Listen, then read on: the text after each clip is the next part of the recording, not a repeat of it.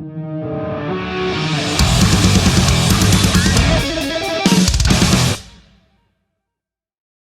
on? All good, all good. What's up down there? What's up down here? It's winter and it's cold as fuck, but we're doing all right, man. I got my Bowie mug and I'm ready to party. Well, not really. But what's going on with How you? cold is cold? How Yeah. cold is cold? See, this is where you're gonna get me, is because you're gonna be like, that's summer here. Go, yeah. Man, it's I don't know. I don't know what it is at the moment, but it's our winter. So anyway, Yeah, it's good to talk to you again, man. How you been? good Good? to see you. Good, all very good. Yeah, that's awesome. That's awesome, man. Well, of course, this Apocalyptica album you're about to release is Metallica 2. Apocalyptic. But it's late here ish. Apocalyptica plays Metallica 2. It's a sequel because this is where taking it back to where it all began, which is incredible, and Yeah. it's such a great album, man. What made it now the right time for you guys to revisit Metallica? It's actually hard to know exactly what was the reason, but we always were talking that okay, one day we will do another Metallica album, and 20 years later, here we are. 28 years later, yeah. So I think there were a couple of steps. You know, we did this 20th anniversary tour for the first album, 2018-19, also in Australia, and that led us to do Cell Zero, which was like fully instrumental original album, and touring with that.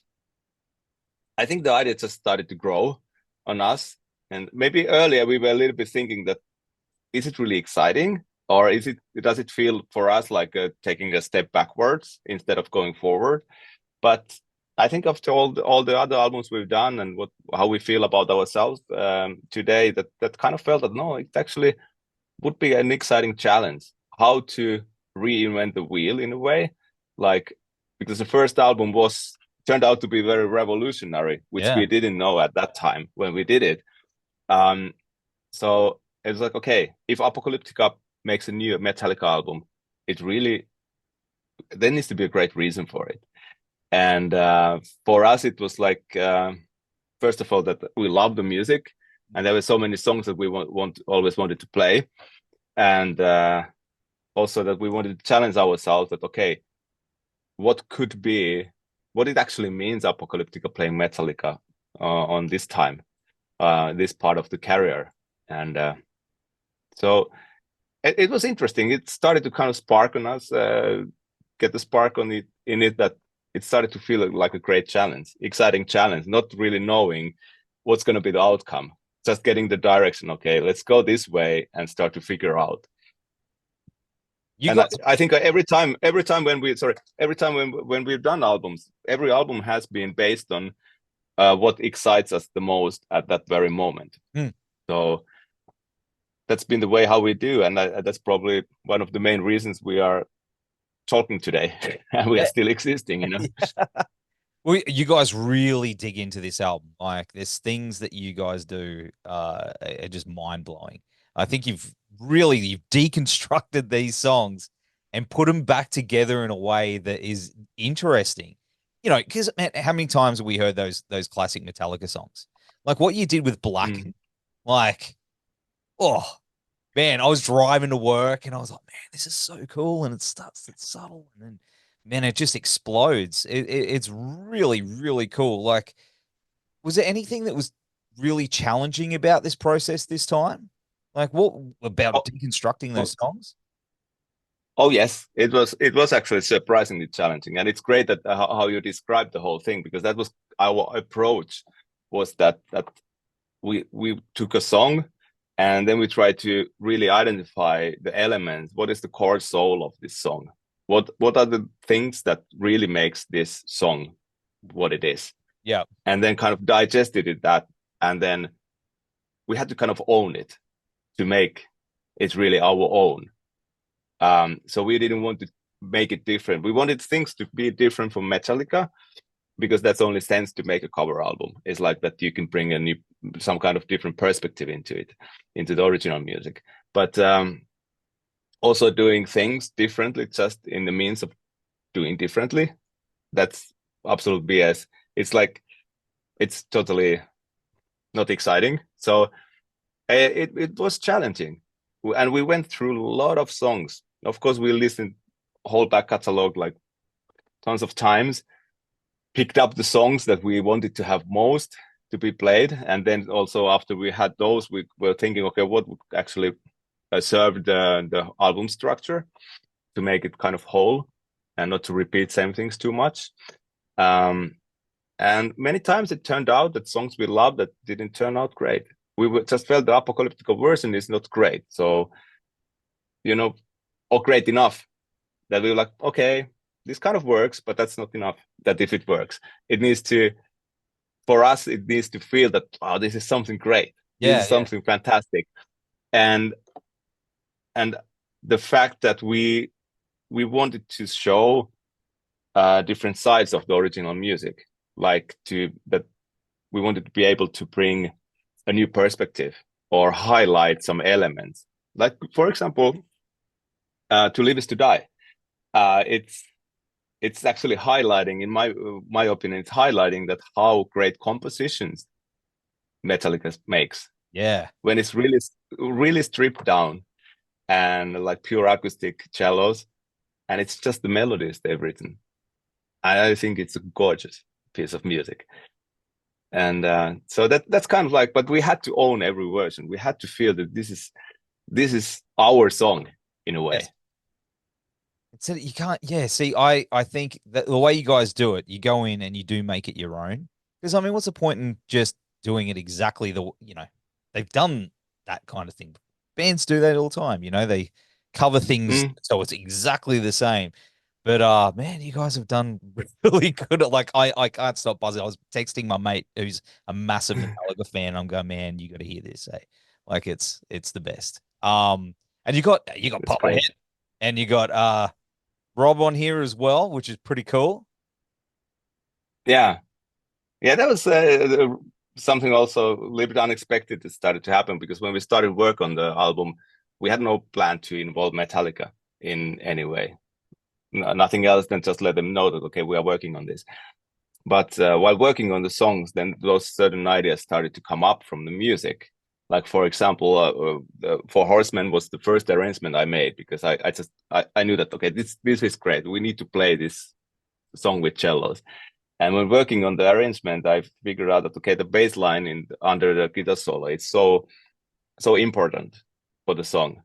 It's so crucial part of it. And then kind of transferring that to cello and figuring out how to get it into the lower register and blah, blah, blah, it felt like a little bit artificial. And I decided that it needs to be played by bass. And if it's played by bass and it's in such a big role, would be cool that there's something more in it. And then I was thinking, of course, the greatest thing would be that if Rob would play it. And I reached out to Rob and told him the idea, and he was like, "Oh yeah, fuck yeah, I'm in."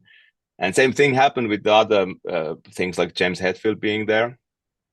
Perttu, my bandmate, had this vision of this huge orchestral cinematic version of one to kind of expand it into a new heights.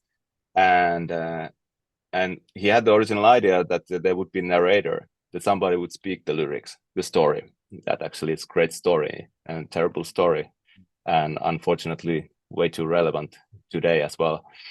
And we were thinking that it could be cool, some actor, like some cool actor would do it. And then somebody said, but of course, ultimate would be if James would speak it, but it's not going to happen. And I thought, no, let me actually, it's a great idea. So let me figure out a way to present the idea to James and see what he says. And he loved the idea and was in. And also the Call of Cthulhu having Cliff Burton original bass track is also incredible thing there. But it was like Call of Cthulhu has always been one of my very favorite Metallica songs because of the soundscape, somehow like how it sounds and all those little cool things there. And I realized some years ago that it's actually bass. Cliff is playing those crazy things with his bass. And that's actually, those are the key elements that I always loved on that song. And then I was like, wow, it would be so cool if we would get the original bass track. And then once we had all these ideas coming up, that I sent a message to Lars Ulrich and said that, okay, we're working on this album, and we're working on this. There are a couple of ideas are just popping up, and I would like to talk with you about those. And we had a call, and I told him all these things, and I was like, wow, that's super cool. Like, he was like, Eicca, I love that you always think out of the box, that the ideas are something not obvious. And so it was never like we didn't go to Metallica, oh, could we get this, and could you do this for us, and blah blah blah. It was more like we just told them that what we were excited about, that, you know, this would be great, and what do you think, guys, you know. And as they thought the same way, that's why all these things happened, which is fantastic. So it was pretty unexpected, unintentional in a way. See, I'm getting, just thinking about you, you're walking me through that, and I'm getting goosebumps for you in those moments where you're ticking off each one of those things off the list. You're like, hey, James won't do it. James won't do it. And then James is like, yeah, man, I'll do it. And you just, the hair would stand on the back of your neck and just be like mind blowing that James was part of it. I mean, that as a fan, even though you're a touring musician, you've got the success yourself, man, that's pretty amazing. Yeah, it's like what I learned in life. I think it's a good life lesson in general, that if you want something happen in your life, you need to voice it out. You have to stop limiting yourself. And that's what I did. I was like, no, I don't care. You know, what's the worst thing that can happen? They say no. But if I don't ask, or if I don't tell them, there's zero chance that something will happen. So it's kind of like not learning. I've learned not to be afraid of rejection and critics in that sense. So just being open and honest, and I think that's the way that magic can happen and unexpected things can come to our lives. And I think this is a good living example of that way of thinking. That because I must admit that being in studio and receiving the original tracks from Call of Cthulhu, like listening to those, it's like, the fuck is going on here, man? That we are really listening now to this bass track here, solo, that was recorded early 80s, you know, and we fell in love when we were teenagers. Yeah, so man. It's kind of like, it's beyond what I could have ever imagined, you know. That's the coolest part. And jamming with it and connecting with it in that way. Like, it's one thing jamming along with the CD, you know what I mean? But jamming along with that solo track would feel like you were jamming along with him, dude. Like, yes, that's exactly. so special, man. Yeah, it's really crazy. And then even that we got even the permission to modify it, you know, to put it, kind of adjust it in the way that it works into our arrangement and our key, because we're playing on different key and so on. So that we got the permission to use it the best way we feel it's necessary. It's amazing. And it was like when we were having first rehearsals together. We just had an album release show in Helsinki Ice Hall, and we were preparing the whole spring to gather the new program and production and everything. And I was playing one with Perttu, and we were playing with some backing tapes, just, you know, figuring out, okay, what are the live version? What's the live version? And then suddenly James started to speak on the speakers. We were both like, whoa, what the fuck is going on? You know, like, so it's fantastic to have this combination of being a fan of something and admiring something so much, but then at the same time to have the kind of the professional level that, okay, we are just working together, so it's not a big deal. It's a big deal and not a big deal at the same time. Yeah, so you got to sort of, you would have had moments where you're like, just be cool, man. Just be cool. You just, you're like, it's James. He's a dude. He's just James Hetfield. But man, like, there's something about Metallica, because you're an old school Metallica fan. Now, this is something that they're generational now. My son, he's 8, and they're on the game Fortnite. Their characters on that game now, and he goes, There's Metallica on here. And I was like, all right, sit down. I'm going to tell you a story about Metallica. And now he's interested. You know what I mean? It's part of the pop culture, and it's they're opening those doors for young fans. And I guess that would be the same also for you. You know, you got the kids that are coming up that are learning classical instruments. They're learning cello and stuff like that. And you're that gateway for those kids into either metal or classical and stuff. Do you hear that a lot? Yeah, I hear that a lot. And I remember especially when we started, like on the early years, there came a lot of cello kids. They came to us that I was so ashamed to play cello, because it's not the coolest thing that kids can do. Everybody wants to play football or whatever, and Yeah. that's a cool thing, what everybody else do. And then you're a little bit weird if you play cello, for example. But then we're like, but now I'm proud of it.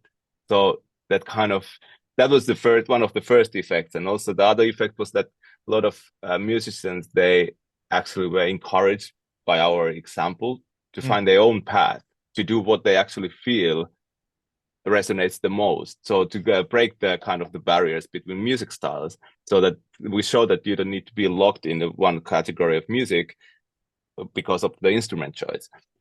So it's a lot of that, and a lot of classical musicians, that classical audience, they became to love Metallica because we introduced Metallica's music to them with the sound that it's more accessible to them. Yes. Because that's many times the thing, that when we listen to something we are not used to, there might be elements that push us away. Like Saint Anger album, for example, for Metallica fans, the sound of it pushed a Yeah. lot of people away, and made that people didn't actually really dive into it, because it's a great album, but So you can I have get to get used to the yeah. sound because Yeah, it's yeah, so yeah. harsh, it's so violating. So you have to kind of get neutral with the sound to actually open a new layer. That's what happened to me when working on Saint Anger. And so there are so many ways also for metal people that they think classical is something they heard something Haydn, Joseph Haydn or something very early classical music. Oh, it sounds so weak and blah, blah, blah. So they don't actually dive deeper into it. And Yeah. they miss the opportunity to find something that will blow their mind. And so it's I love that we seem to be one kind of bridge between like people breaking out of they kind of shells of thinking that they know everything, kind of admitting I actually don't know. Let's figure Yeah. out. Yeah. So it's I it's think it's really cool. that's exactly right. You know, you've helped change that perspective for a lot of people that think, oh, classical music's just for people in doctor surgeries and elevators, oh, here we go. But it's like you've gone, no, no, no. There's so much more depth to it. And that's cool, man. You'll always have Yeah. respect for that. But That's what happened to me when I was a teenager. Like at the same time when I found Metallica, I also I played already cello, but I played cello not because I love classical music. I just wanted to play an instrument, yeah, and that's what most kids do. Um, so it's not because of the love of certain music style. It's more about that it's exciting to play. And I was 13. I heard Seventh Symphony from Dmitri Shostakovich, and I was like, the hell is this? This is incredible. And I had a lot of classical music at my home, but it was mainly Mozart and that kind of stuff. hmm, And I really didn't like it. I thought this is shit, I don't like this music at all. And suddenly I found a composer that was totally a different world. And then I understood something that it opened my thinking and started to make me dig deeper. And that's why I kind of grew up in. We need to have those gateways absolutely. to go deeper into things and to kind of get a little bit deeper understanding. Absolutely. Yeah, absolutely. And man, Australia tour, are we gonna see you again soon? Ish? Not soon, but I hope, because usually it's the winter time, that is the touring time in Australia. So I would guess for our winter time, your summer. Yes. So I would guess, I really hope that this winter is already booked with Europe and North America, but the next season that we definitely will come to Australia. It's just a matter of finding the best way to do it. The timing, whether it's club shows or whether it's a festival thing. the touring festival things, what you have. So we are kind of figuring that out, but I am sure that I think there's no way not to bring this tour to Australia. I just think that kind of option doesn't exist. No, it's just you have to. I mean, yes, we have to. Yeah, the beers in the fridge ready for you already, man. Like you just yeah. No? You're keeping them. Yeah, let's just make sure that they don't expire. No, it doesn't take too long. You're like, I'm going home. Fuck this. But man, I'm absolutely stoked on this album. I absolutely love it, and I'm so happy to hear it. Yeah, it's so good, dude. And man, more kids have got to get it. We need to get it in schools. That's what we got to do. So yeah. Hey, man, in the meantime, we're going to have all the links down here in the show notes and on the website. Brother, enjoy your summer, and I'll be freezing my ass. Thank you. Thank you. Don't freeze off. Yeah, don't freeze to death. I'll be a lot. Oh, man. Take care, brother. Yeah. Good seeing you. Take care.